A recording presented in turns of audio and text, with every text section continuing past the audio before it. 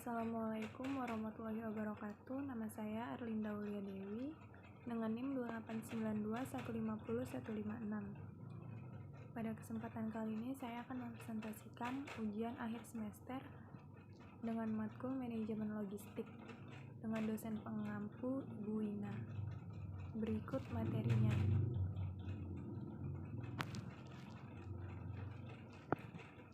Yang pertama ada pengendalian logistik. Penerapan konsep pengendalian logistik untuk memungkinkan eksploitasi cadangan rasionalisasi dengan menciptakan basis informasi yang baik. Proses logistik dapat direncanakan, dikelola, dan dikendalikan dengan cara yang berorientasi pada target. Pada tingkat operasional, pengendalian logistik mengambil tugas menentukan tujuan logistik dan membuatnya terukur, mendukung perencanaan logistik, dan meningkatkan efisiensi logistik melalui analisis yang berkelanjutan. Kemudian ada penerapan pengendalian manajemen logistik. 1. Pengumpulan. Yang dimaksud adalah kegiatan yang mengumpulkan sejumlah barang dari barang yang ditunjuk guna penjualan akhir pada konsumen. Yang kedua itu penyimpanan. Penyimpanan yang dimaksud adalah bagaimana cara pelaku logistik dapat melakukan penyimpanan secara efisien, serta juga melakukan pemeliharaan dan penghapusan barang dengan tepat. Ketiga, transfer barang. Transfer barang yaitu mewujudkan barang yang sederhana hasil produksi menjadi barang jadi sehingga dapat meningkatkan kepuasan konsumen. Yang keempat yaitu pembiayaan. Pembiayaan adalah anggaran keuangan yang harus dikeluarkan oleh perusahaan guna melaksanakan kegiatan logistik. Anggaran ini dibutuhkan agar kegiatan administrasi hingga pembayaran pengelolaan mulai dari ramah, pendistribusian, dan penyimpanan berjalan dengan lancar. Yang kelima yaitu komunikasi. Komunikasi adalah penyampaian ide, konsep, gagasan, informasi ke arah hasil akhir yang diterapkan. Komunikasi juga digunakan di antara saluran transaksi sehingga pelayanan pada kegiatan logistik dapat berjalan dengan baik. Kemudian pemantauan kegiatan logistik. Faktor pengawasan untuk kegiatan logistik dalam perkembangan mengalami kemajuan yang cukup berarti. Terbukti bahwa kegiatan pengawasan diperluas peranannya dengan istilah kegiatan pengendalian. Pengendalian dalam kegiatan perusahaan sehari-hari disebut dengan kegiatan pengendalian manajemen. Pengendalian manajemen mempunyai arti upaya yang sistematis untuk membuat suatu proses yang memastikan bahwa aktivitas semuanya telah sesuai dengan kegiatan yang direncanakan. Kemudian langkah-langkah dalam pengendalian proses. Yang pertama itu penetapan standar. Selama proses perencanaan semua pengendalian sebaiknya ditetapkan dengan istilah yang mudah, jelas, dan dapat diukur. Waktu pelaksanaan dan dana yang dibutuhkan. Contoh bagian personalia perusahaan untuk menerima karyawan baru minimal berpendidikan strata 1, laki-laki, dan sebagainya. Kemudian yang kedua pengukuran kinerja. Pengukuran kinerja karyawan akan disesuaikan dengan jenis aktivitas perusahaan. Perbedaan aktivitas perusahaan akan menentu kinerja yang berbeda pula. Pengukuran dan penentuan kinerja harus disesuaikan dengan standar kerja sehingga manajer dapat berasumsi bahwa segala kegiatan dapat berjalan dengan baik dan terkendali.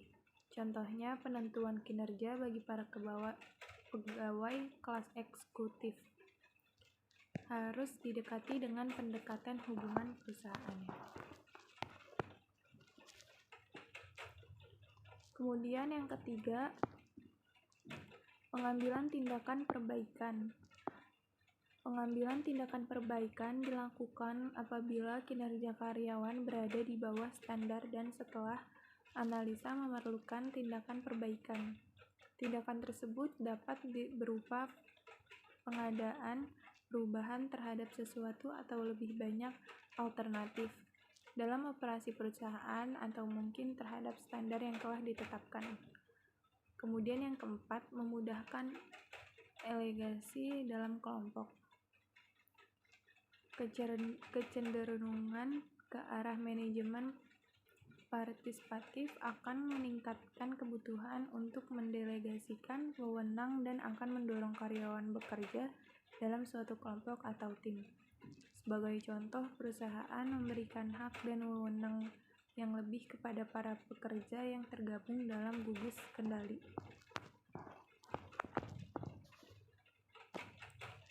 Kemudian inspeksi manajemen material. Di dalam manajemen pengendalian kualitas, inspeksi adalah suatu elemen yang memiliki peranan penting.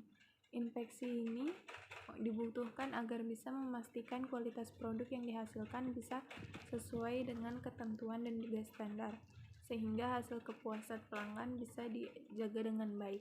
Selain itu, inspeksi juga mampu mengurangi berbagai biaya manufakturing karena buruknya kualitas produksi seperti biaya pengendalian produk dan konsumen, biaya pembuatan ulang dalam kuantitas yang banyak, dan juga biaya pembuangan bahan yang sudah tidak sesuai lagi dengan ketentuan yang berlaku.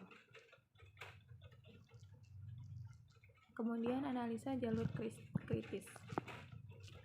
Analisa jalur kritis atau critical path metode adalah merupakan suatu metode analisa yang mampu memberikan informasi kepada manajer untuk dapat melakukan perencanaan dan pengendalian suatu kegiatan produksi atau proyek yang dilaksanakan. Metode analisa kritis ini terutama digunakan untuk mengendalikan data-data atau kegiatan yang bersifat tidak rutin atau terutama pada tipe proses produksi yang intermittent atau produksi pesanan. Dalam metode analisa jalur kritis ini, kita berusaha untuk menggambarkan jalur-jalur jaringan aliran produksinya. Dengan penggambaran jalur jaringan kegiatan proses produksi itu, maka manajemen akan mampu memperoleh logika ketergantungan atau logika kegiatan proses produksi. Di samping itu, diperoleh juga kelemahan-kelemahan yang ada pada jalur produksi tersebut, atau setidaknya dapat diketahui bahaya akan keterlambatan dari proses produksinya. Kemudian ada beberapa faedah dari analisa jalur kritis. Yang pertama, dengan digambarkan logika ketergantungan dari setiap kegiatan, maka akan diperoleh rencana suatu proyek terperinci sebelumnya. Dengan memperhitungkan dan mengetahui waktu terjadinya tiap-tiap kejadian yang ditimbulkan oleh suatu atau beberapa kegiatan, maka kita dapat mengetahui dengan pasti kesukaran-kesukaran yang timbul jauh sebelum terjadi, sehingga dapat mengadakan tindakan pencegahan yang diperlukan. Yang ketiga, dalam network ditunjukkan dengan jelas di mana kegiatan-kegiatan yang waktu penyelesaiannya sangat kritis dan yang tidak kritis, sehingga memungkinkan untuk mengetahui faktor-faktor produksi yang tidak berproduktif lagi, dan kemudian mengatur pembagian usaha dan perhatian terhadap kegiatan tersebut. Yang keempat, network planning memberikan kepada kita bantuan yang sangat berharga di dalam komunikasi antar kegiatan atau departemen. Yang kelima, memberikan kapasitas atas dicapainya proyek secara lebih ekonomis dipandang dari sudut ketidakragu-raguan dalam penggunaan sumber tenaga, serta faktor kegagalan dapat ditekankan serendah mungkin.